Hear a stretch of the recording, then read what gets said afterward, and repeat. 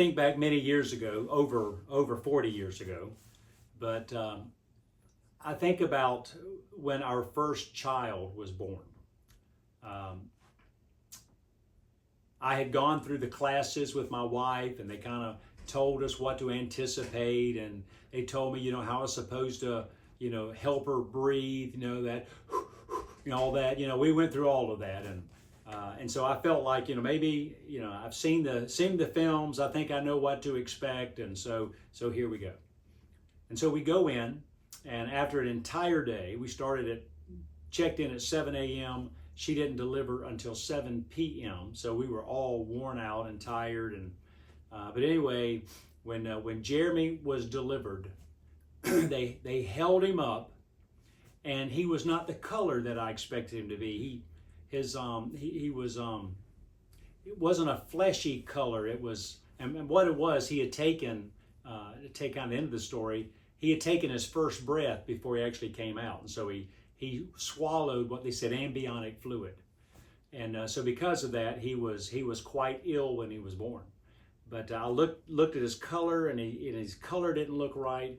And then they slapped him on the rear end to get him to cry, and he did not cry out like I'd always seen babies cry out. Made more of just kind of kind of sound like that, and so that even concerned me more. And they took him over, and they did a few things with him, and then a little bit later they came and they said, "You got a sick little baby here," and it took a while to get the good news that all was well and that he was doing okay. So it didn't go the way we thought it would. And then I think a couple of years later, when Gina, it was time for her to be born, and we were at the hospital, and I was in there with Lorraine, and we had picked out they told us that she was going to be a little boy, and so we picked out a boy's name and no girl's name, and the doctor, he said, "Okay," he said, "I've got her head here, but this must be a football player because I can't get her shoulders out yet." And so I'm thinking, yeah, well, this is obviously going to be a big boy. And they pulled her out, and the doctor said, "You have a little girl. What's her name?" And I looked at Lorraine, she looked at me, and we kind of shrugged our shoulders, and we didn't really know what her name was. We had to work through that. But both of those are unique situations, and they did not go the way that we thought they were going to go, but both of our children have brought joy into our lives. Joy doesn't always come the way that we think that it might. Well, my name is Richard Coleman. I'm the pastor at Shepherd Church of the Nazarene in Lexington, South Carolina, and it's great to spend just a few moments with you today. I think about Joseph and Mary as they make the journey to Bethlehem. I don't know. I get the impression, just reading between the lines, that maybe Joseph really didn't know how close Mary was to delivering.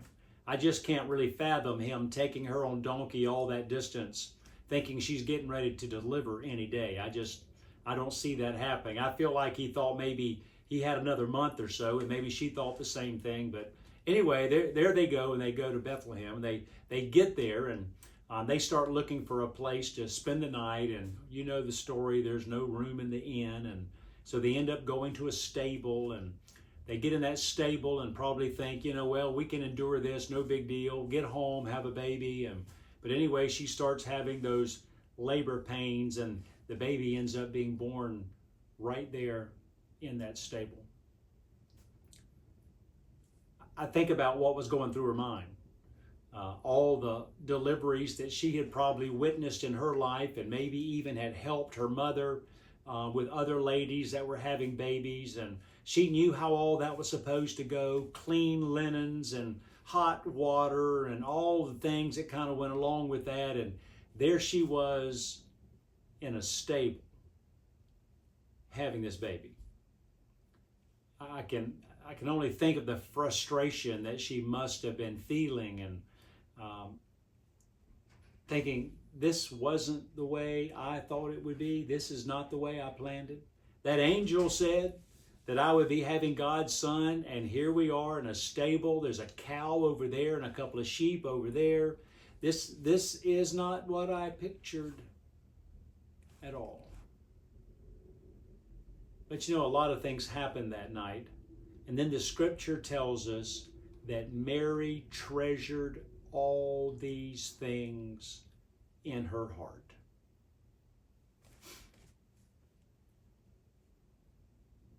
Christmas is just about here.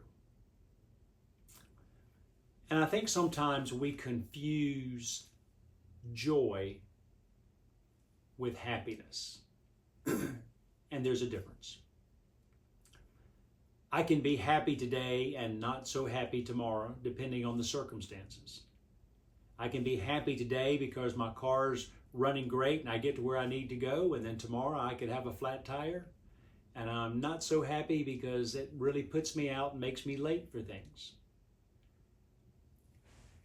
But joy is something that comes from God. Even if I'm not as happy as I could be on a given day because things didn't go like I wanted to, I can still have the joy of Christ in my life. Because I can realize that happiness comes and goes with circumstances. But God's joy is something that is consistent. And I can realize that I may be going through a tough patch right now, but it's okay because God is with me and God has got this and He's going to get me through this. So if Mary, this young teenage girl, could have a baby in a stable and then lay her baby in a feeding trough